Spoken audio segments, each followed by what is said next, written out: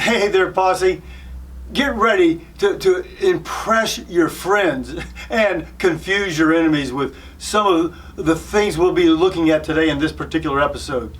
We'll be dealing with white wine terms. We'll look at a handful of general terms, important white wine varietals, famous white wine blends, key regions to name drop, important producers, and key labels to know. As you sprinkle all this information into conversations, you'll sound like a true vino virtuoso. Are you ready? Come on, let's go.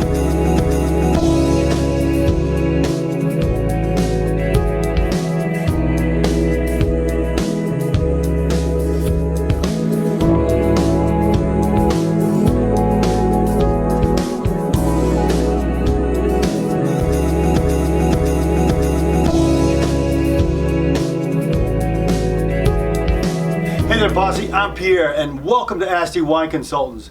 In this episode, are you ready to talk white wine like a pro? Here's the cheat sheet for dazzling friends, impressing sommeliers, and maybe even confusing a few people, because that's half the fun. Now, the first thing we want to look at are some general terms.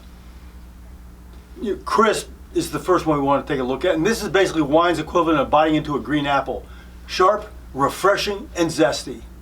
Minerality, a fancy way of saying it tastes like, just a bit like licking a rock. That's actually in a good way.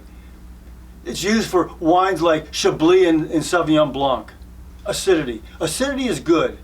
It's what makes your mouth water and prepares your mouth for food.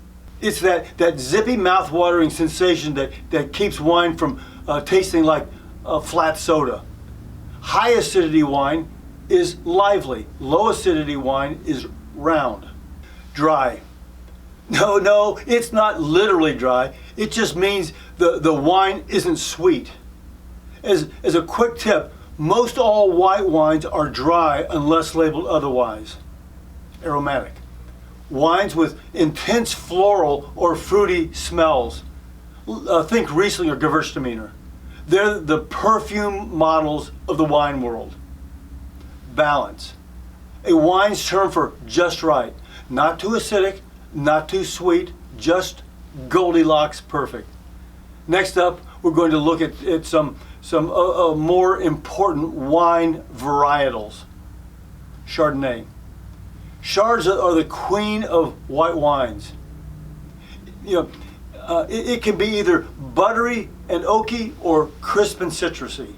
This all depends on how it's made. It's like wine's version of shapeshifters. Sauvignon Blanc. Zesty and herbaceous with flavors like lime and green apple and sometimes just a little bit of fresh cut grass. It's the green smoothie of white wines. Riesling. You have sweet, dry, or something in between. Riesling is always aromatic and full of personality. Think peach, honey, and sometimes petrol. Yeah, you heard me right, petrol.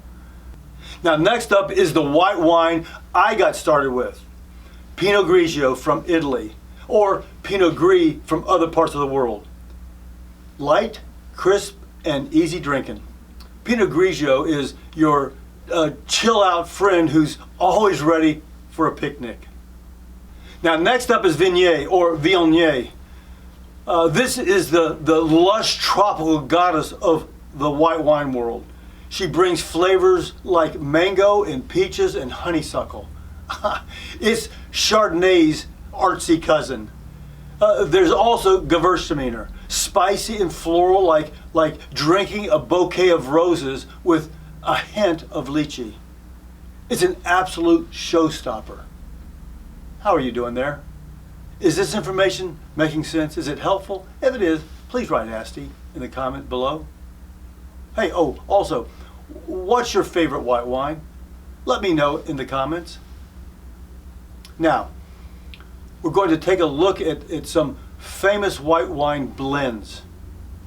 Obviously, these are not all the blends. These are just some of the ones that I'm partial to. Folks, if there's a white blend that you absolutely love, Let me know in the comments. White Bordeaux, a classy mix of Sauvignon Blanc and Semillon. Think citrus with a creamy twist. Alsace blends. Now, this is a French combo of Riesling and Pinot Grigio, Pinot Gris in France, and Gewürztraminer. I love saying Gewürztraminer. Don't you love just saying that word? It's aromatic and perfect for fancy dinners. Châteauneuf de Pape Blanc. This one's hard to find outside France, but it's worth looking for. It's a blend of Grenache Blanc, Rosanne, and Marsanne. Those are the three grapes. Actually, say it aloud and watch people nod in awe and approval. Châteauneuf de Pape Blanc. Okay, without being uppity, here are several key regions to name drop in your conversations. Burgundy. We all know Burgundy. That's in France. This is the holy land of Chardonnay. Chablis comes from this particular region also. It's a chard which offers a crisper, unoaked version. Loire Valley, also in France.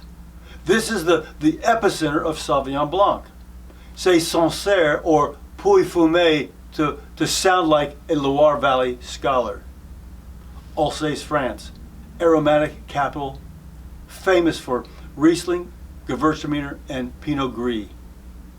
Actually, bonus points if you pronounce it correctly, Gewürztraminer. Marlborough, New Zealand. This is another Sauvignon Blanc playground. They're known for zesty wines with a really cool tropical vibe. Moselle, Germany, home to Riesling. It's so good, it'll make you rethink life and why you don't drink more white wines. Oh yeah, and if you mention slate soils, you get extra street creds. Oh, no, we can't forget Napa Valley. This is where Chardonnay got its buttery, oaky fame. You know, also if you talk about Carneros, you get bonus points.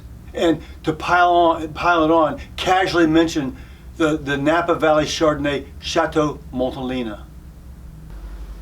Now here are a couple of popular producers to name drop. Domaine de la Romanée-Conti. They're over in Burgundy. If you mention this, you're probably a wine snob and also probably loaded. Then you have Cloudy Bay out of New Zealand. The OG of Marlborough. They're a Sauvignon producer. Everyone knows them and they have some really nice prices. Trimbach from Alsace, France. Iconic aromatic wines, beautiful wines. Trimbach, actually, it's fun to say and even better to drink. And typically, it doesn't break the bank either. Catina Zapata, out of Argentina, known for high altitude Chardonnays. Mention the altitude and that makes you sound like you're a wine scientist. Oh yeah, and this is another really affordable wine.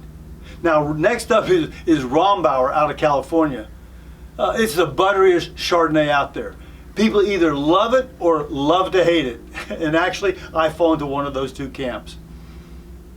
Lastly, here are the whites you not only want to know about, but you want to name drop. Or maybe I should say place drop. If you haven't tried any of these from these areas, you really need to try them. Poligny Montmarché out of Burgundy. The creme de la creme of Chardonnay.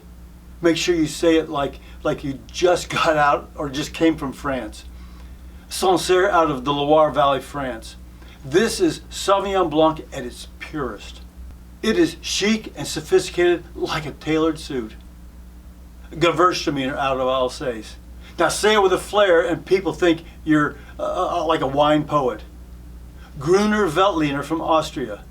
Don't you just love saying that? Gruner Veltliner. If you enjoy seafood, particularly shellfish like oysters, this is the wine for you. Yeah, actually, I was in a wedding a couple of years ago and was talking to this guy. He had a wine collection in his cellar of over 2,000 bottles. He had never heard of a Gruner.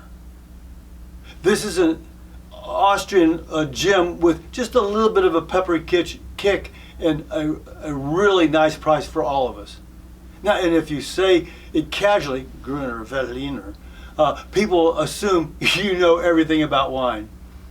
Chablis from Burgundy. This is the unoaked Chardonnay for the purist.